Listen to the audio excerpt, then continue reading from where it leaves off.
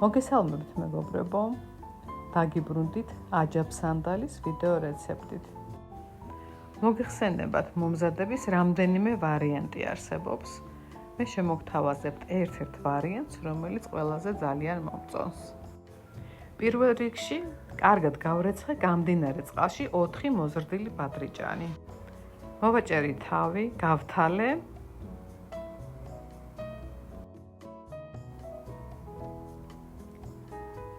დავჭერი პატარა კუბიკებად.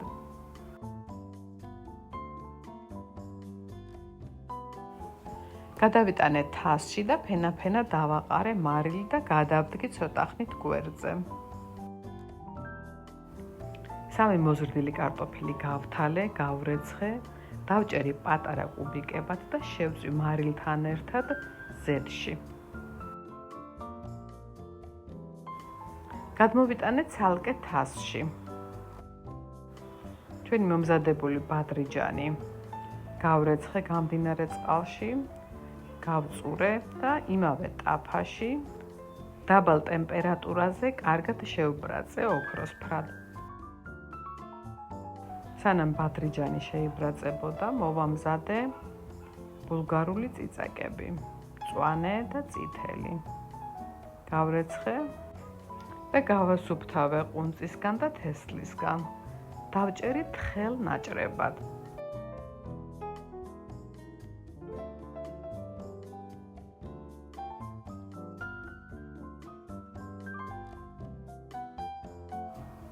ბადრიჯანი კარგად რომ შეიბრაცა, ჩავამატე დაჭრილი ბულგარული წიწაკა, აურიე კარგად, დავაფარე თავსახური, რათა კარგად ჩაითუშოს. გადმოვიტანე კარტოფილიან თასში.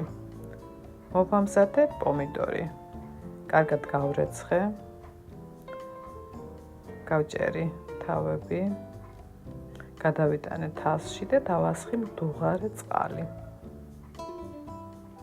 დავაფარე თავზე და გავაჩერე 10 წუთით. შემდეგ მოვხსენი კანი და მოვაცალე ზედმეტი შავი წერტილები. გადავიტანე ბლენდერში და დავაბლენდერე. 1 ხახვი და 2 კბილინიორი გავარჩიე, გავრეცხე და დავჭერი წვრილად. იმავე ტაფაზე დავამატე ზეთი და კარგად მოვთუშე, ესეც ოქროსფრად.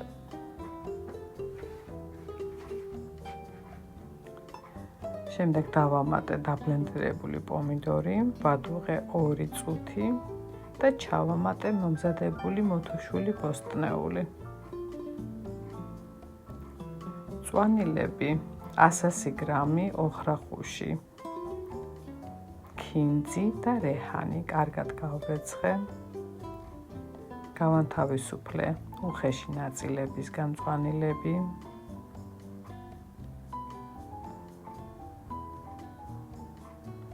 დავჭერი წვრილად.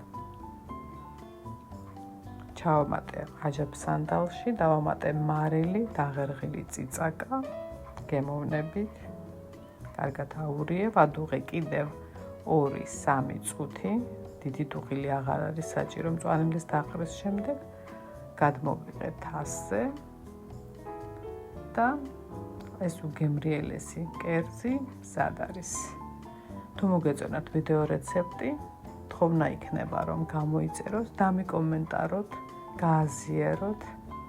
ბევრი თქვენს გამოხმაურებებს. მომავალ შეხვედრამდე.